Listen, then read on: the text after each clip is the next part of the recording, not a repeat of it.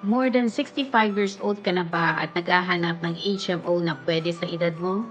O kaya naman ay naghahanap ka ng HMO na malaki ang benefit sa mga pre-existing conditions?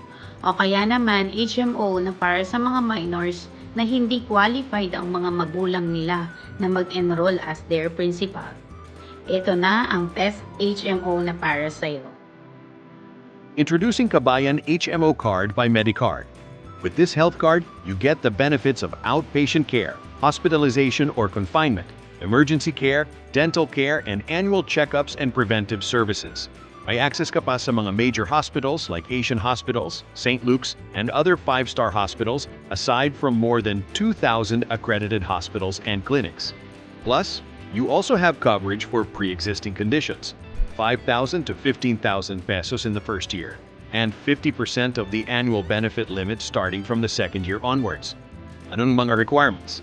You need to have an OFW sponsor to sign up and add you as his or her beneficiaries, even non-immediate family member. It can be a current or ex-OFW.